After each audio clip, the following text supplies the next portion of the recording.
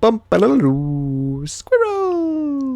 So hello, and welcome to another Legends of Runeterra video. My name is Chris, and today we will be talking about some cards that maybe could use with a little bit of love, or maybe could use with a buff in the upcoming patch. Now, last time I focused on some champions that I thought needed a buff, and I realized I didn't want to, just repeat myself and say, oh, these champions, maybe buff them like this. So what I've decided I'm going to do is every, month when we get these big balance patches, I'm probably going to go into a sort of, rotation of doing champions and then cards and then champions and then cards, and by cards I mean followers, of course.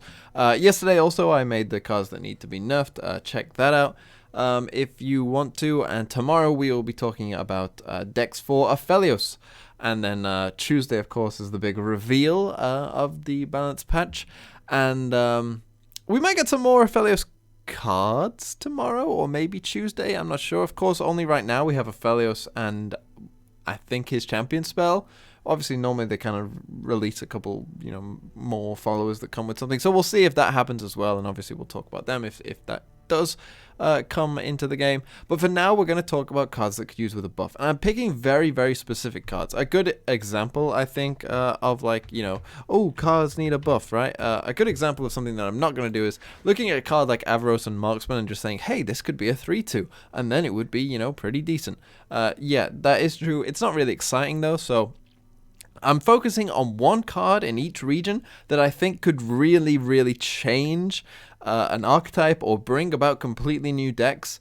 That's what I'm going to be doing. So I'm going to be doing one card in each region and, looking at specific cards that I think can, help change archetypes or bring completely new archetypes to life. So without further ado, let's dive in and start with the first region, Bilgewater. So when we talk about cards in Bilgewater that need a buff, how could we look any further than, of course, everyone's favorite card, Bubble Bear.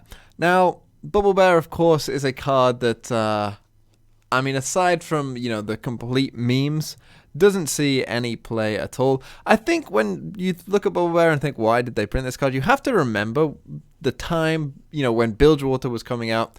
Elusives had kind of dominated the game for a long, long time, and so I think they thought, well, what if we gave, them an elusive blocker, just, something big and meaty to block out elusives. Of course, this card is mostly useless, as there's not really much you can do with it, but you can do some very interesting things with this card that could make it, one, a very playable, fun card to play around with, and two, potentially revive a whole archetype. And here is my suggested change to Bubble Bear.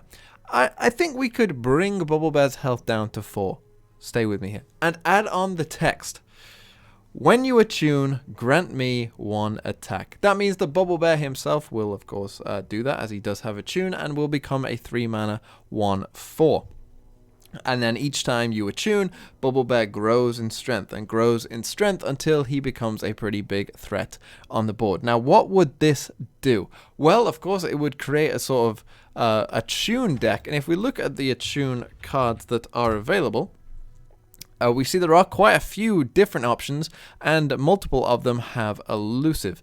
So, with Bubble Bear as an elusive himself, as a 1/4, and with potential to grow with these other cards like Zap Sprayfin and Slippery Wave Rider, all of a sudden you've got this Bilgewater elusive deck that has existed in, tiny fragments, but this I think would help bring it all together. Of course, these synergize very well with Fizz as well, because you will now always have spell mana to also play your spells with Fizz. This is, I think, what they were hoping to design with the whole attune thing, but it hasn't really come together because there isn't really an attune synergy. But now we would see it. Now there would be a crystal clear attune synergy and attune deck with elusives, and you could play this with many different regions. Obviously, Ionia would be a kind of go-to because, of course, it has a lot of somewhat decent spells. It has Eye of the Dragon for extra attune. It has access to Deny and Notify, things to sort of stop your units from dying, and it has elusives itself. Which can just add into the whole elusive game plan. So I think Ionia would be a very good, target if we buffed Bubble Bear in this way. And but there's also more. Targon, of course, would be another one. They have some elusives themselves. They have some nice combat tricks, some Zoe, of course, could synergize pretty well in that deck, I imagine, as she creates her own spells, which help Fizz, which, you can use a tune for. You can see the possibilities there. You could even go P and Z, I think, and go for more of a sort of elusive burn strategy, maybe with, again, you could add in Teemo to that deck if you wanted to go more down elusives, and then, add in Mystic Shot, Aftershock, all that. And maybe even Noxus, again, if you did want to go down, and we have seen an elusive burn deck before, a long time ago, it must be said now, and not with Bilgewater, but Ionia, but you very well could do that as well, and go sort of a kind of fusion between like a tune elusive and kind of pirate aggro, kind of mix those two decks together and see what comes out. And of course, like all these things, one deck would end up being the best of them, right? But essentially, I've just given you 4 new decks by changing one card, and this is the kind of thing that we'll be looking to do today. I think Bubble Bear is kind of the prime example of this, where you can really enable a lot of different things with one card change, and I think it'd be super fun to play with as well. And I don't think the card would be too good. A 3-mana 1/4 elusive. I don't think that's crazy by any stretch of the imagination. You have to then attune to get Bubble Bear to a place where he's decent. I think it would just be a really fun, different deck and a really cool way of playing the game. So that's my suggestion for Bubble Bear. As with all these, feel free to let me know what you think.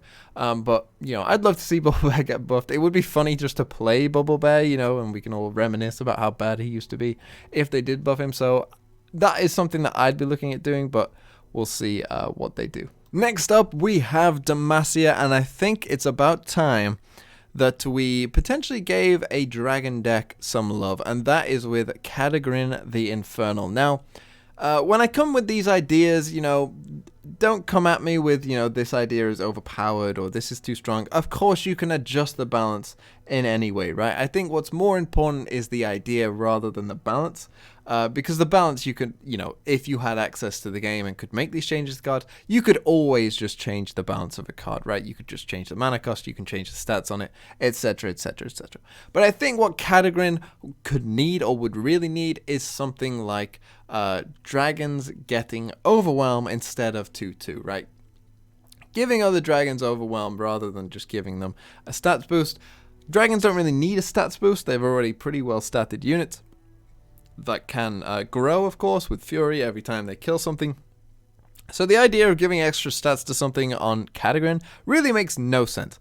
However, giving dragons Overwhelm, and I think you would probably have to bring down this 9/6 stat line if, Kadagrin was going to give all dragons Overwhelm. Maybe he gives every other dragon Overwhelm, right? That would be a good idea. And I do think having this ability, and I do want this to read, grant other dragon allies Overwhelm, everywhere Overwhelm, because that's something you don't really get in the game that much. This idea of giving everything a keyword, like even in your deck, giving them keywords. We see stat boosts and stuff like that, but not so much keywords. And I think that would be a really cool scenario. Again, dragons kind of, and I'm talking about like a full dragon deck here, lacks a way to, really just finish the game in one turn, right? But instead, if you had a board full of dragons and you slap down Kadagrin and, you give everything Overwhelm, then you could just attack, swing in, end the game, and I think it would be a different way. It would enable a completely new synergy. You might think, well, this is too strong, but this is a 9-mana card, you have to remember, right? Like, 9-mana cards should win the game. You think if you're dropping Captain Pharaon on turn 8, and you attack with Pharaon, and then you get 2 Decimates next turn, potentially, right? Like, by turn 9, the game should be ending, so, or a lot of games do end. So I don't think it would be, too strong because it is so late in the game, but it might enable some different synergies, right? We could even get a ramp dragon deck where you just aim to get Kadagrin out as quickly as you can and just go for it. Of course, you would get hopefully a full dragons deck, right? You could again use the card that I'm forgetting the name of, Herald of the Dragons, is it? That reduces the cost, and I think getting an all-in dragon deck, and obviously this might help Shyvana as well see play and become a card, because now Shyvana with Overwhelm makes more sense, because now her growing in stats when she attacks is actually helpful and not just something that your opponent can ignore. So that's really where I'm going with this, and I think it would make the dragon synergy one that we could feel excited to play, and we get a basically a new card, because I don't think anyone's going to play Kadagrin at the moment, but with this change they very well might. onto Freljord, and this one was a little tougher. I had to kind of, look through the cards a bit more and find out exactly what I wanted to do. Eventually, I settled on Feral Mystic, a card that, has not seen much play really at all. I think what I would like to do with Feral Mystic is keep the Enlightened feel, but let's scrap the idea of the whole Overwhelm, idea, right? Let's scrap that, and instead, let's go for something. I mean, maybe you'd have to change like the name of the card or like the art of this card if it was going to do something like this. But I think the idea would make more sense, where it's something that reads like Enlightened, gain round start, gain 3 health, something like that, right? They've said before that health gain is meant to be something that's a part of Freljord's identity, and I think people looked at it and was like, what, they have like 2 cards? At the time that they said that, Freljord had like 2 cards that had life gain on it.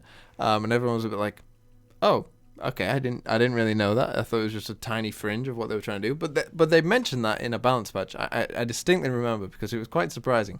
And this would be another way of saying, right, here is, a card that can gain you health. The point is, that might actually be a useful card. If you play a Nivea decks or you play these ramp decks, sometimes you get to turn 10, you're on 3 life. You're praying, oh, don't have Get Excited, don't have Aftershock, otherwise I'm dead.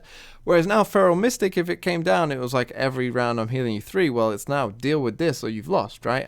It's basically another way of kind of like softly winning the game, like if I keep gaining this health, I'm going to win the game. And in Control Mirrors, it wouldn't be great, but against certain decks, it definitely would be. And because it's Enlightened, right, you still have to get to round to 10 mana for it to work. Then, of course, you still have the problem of essentially this would be, I think you could probably change the mana cost and like the stats, maybe make it a 3 mana 3/3 or something. Again, I don't think that would be too good. Because again, it's it's just a vanilla 3/3 for 3 until round 10. So I don't think that would be too good. I think that would just be a nice different option for Freljord to have. And again, when we buff these cards, essentially you're just getting new cards into the game, and I think that would be a nice fun option for Freljord to explore and maybe change some of the things that a Nivea decks can do and the like. So that's what I'd be going for with Freljord. On to Ionia, and I'm picking a card that you probably didn't expect, because of course there are many options within Ionia for what should buff and cards to potentially make better. Ionia as a region is struggling at the moment, but I'm going for one that you probably didn't necessarily think about, and that's Yone. And you might think, well, why are you picking Yone? Yone is a fine card, and Yone is a fine card. He has seen some play. So you might think, well, this is a very odd choice. Explain yourself, Chris. Well, here I am explaining myself, because the problem with Yasuo decks, what the main problem with Yasuo decks are? It's when they don't draw Yasuo, the decks don't make any sense. And you can make this comparison between, I think, Frostbites and Stuns, right? And you might think they're kind of similar, they do a similar thing, like help you out in combat or whatever, etc., right? The thing is, Frostbites are good in combat for you no matter what. You don't need Ash for them to be good. Stuns are like a temporary delay that don't help you unless you have Yasuo. Yasuo will help you because then when you stun something, you can potentially kill it. But if you don't have Yasuo, you essentially just, stun a unit and it's stunned. Now, correct me if I'm wrong. Is Yone now a champion in League?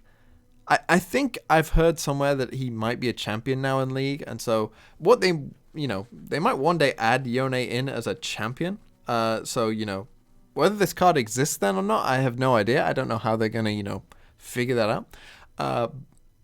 I would guess that maybe he's become a champion recently, and then probably before they designed this card. But what I would do with Yone Windchaser, maybe they call it Windchaser for a reason, right? Not just Yone, is basically make him a tutor for Yasuo. I'm thinking something like 6 mana, 4/4, play, draw a Yasuo, stun one enemy. something like that, right? Because then you have a reliable way of getting Yasuo. And by turn 6 and playing him on 7, I don't think it's too late, particularly if by that point you've leveled up Yasuo as well, because now, again, your stuns are actually doing something, and that is really, really, really important for a Yasuo deck to make sense, because the problem is, Yasuo on recall doesn't make that much sense, because when you recall a unit, you've essentially taken away most of its value anyway. Having to replay a unit, unless it's very late in the game, you know, and you're just top decking stuff, kind of doesn't matter. You know, if you strike it, because, you know, if you're in the middle of the game, and like, this is why Will of Ionia at 4 mana was so good, because if you play like a 6-drop and they will it, and then you have to play 6 mana again, like, that's a massive tempo swing, right? And with stuns, it's like you stun them, but you're not really, like, you're just delaying the inevitable rather than actually, you know, influencing the game. And this is where I think, you know, a Yone change to make him draw Yasuo, of course, they're brothers, right? I'm fairly sure they're brothers. So it might make some sense. I don't know the whole backstory, the lore of it, so maybe this makes no sense, right? And if so, I'm very sorry if I'm offending you lore-wise, but I think just making a card draw Yasuo at a certain point would be helpful. Having a Yasuo tutor would be helpful in the game, because then the stun deck, I think, can make sense. Basically, that's what I'm going for, and so, yeah, this is how I'm enabling Yasuo stun decks to be a thing in Legends of Runeterra. I think we need a Yasuo tutor. So I picked Yone because, of course, he's Yasuo's brother, so I thought maybe that makes sense, but I have no idea. So, yeah, that's my change. Deal with it.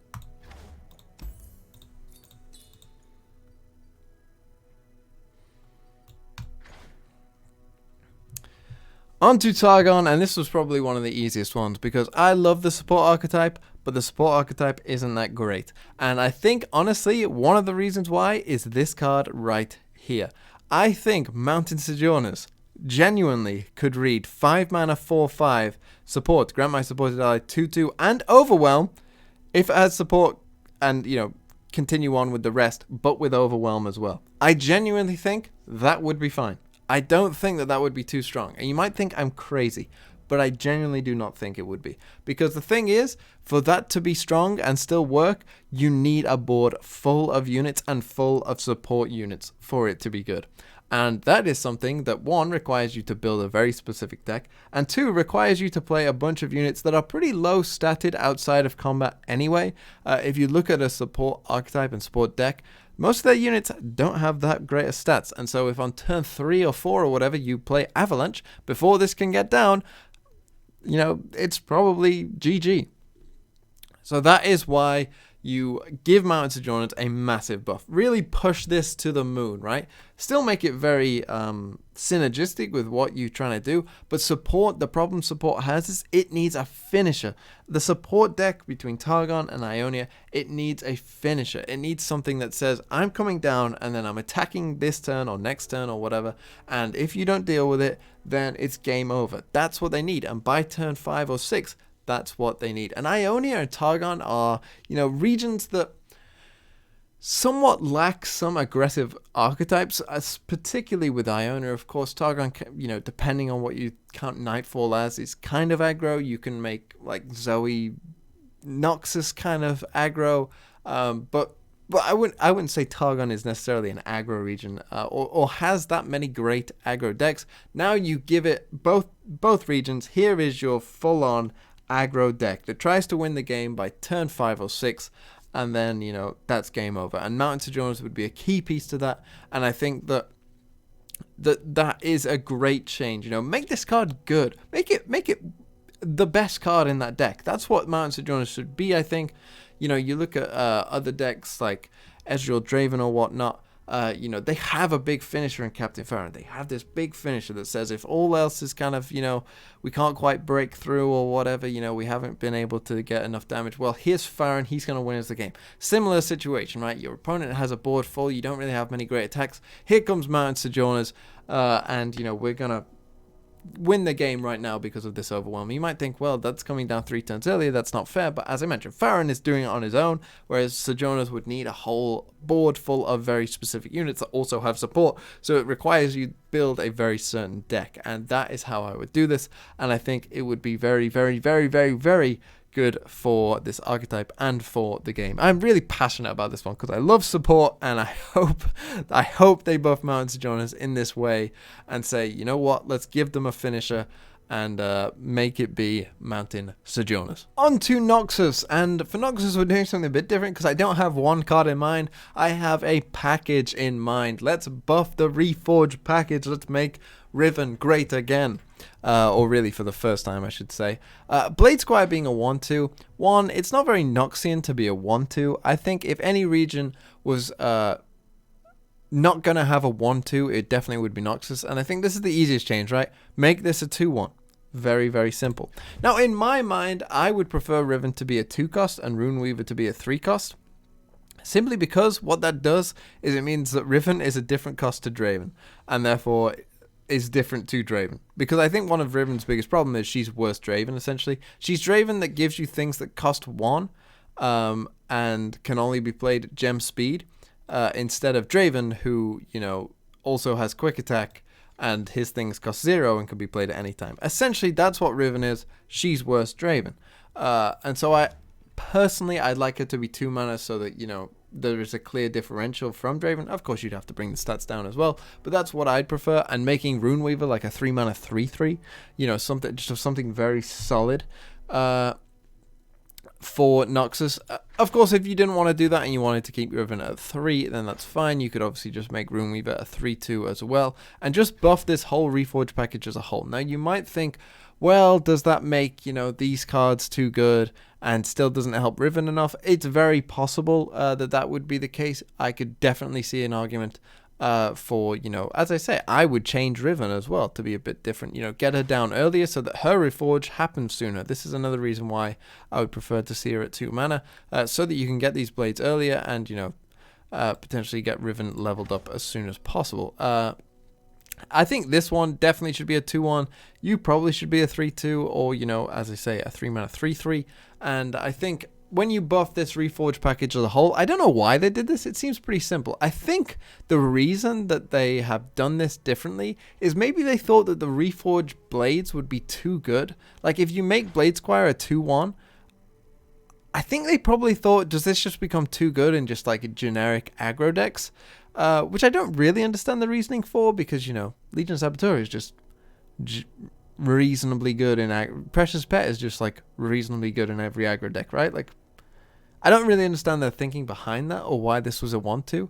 But honestly, like, if this was a 2-1, it's not better than Legion Saboteur in an aggro deck. Like, sure, the blade is okay, I guess. Like, Glinting Blade Fragment is pretty nice, but the others are like a bit... The fact that you can't play this in combat, like, it really isn't that great. Like, these aren't that great. Like, the quick attack can be useful. The 2 attack could be useful. The overwhelm probably isn't as useful in those kind of decks, I don't think.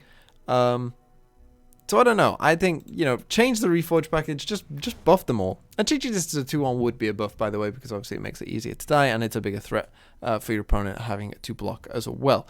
So that's what I do for Noxus. I think it's pretty simple. There isn't too many other things. I mean, Vlad... I could have picked Vlad, but then again, Vlad is just a mess that I don't want to go into. So I picked the Reforged package instead. On to P&Z, and again, I think I'm picking a card here that probably none of you could have guessed, and that is Unlicensed Innovation. And you might think, okay, why are you picking this? And for those of you who have been paying attention to this game, you will notice that, you know, when they bring out champions, they often bring out champions with another champion in mind, with a certain deck in mind, right? You're going to play this with this, and this is the deck we want you to create.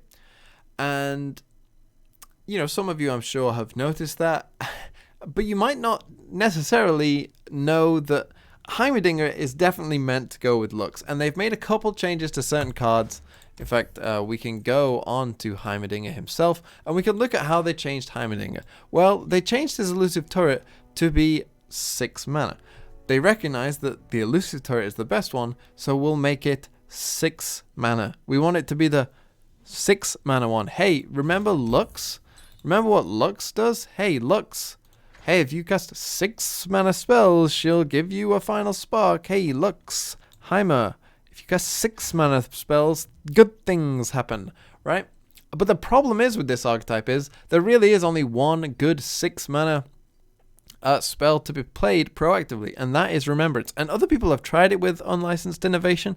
But the thing is, the card just isn't that good, and that's the only sort of 6 mana card, Remembrance, that you can fit in.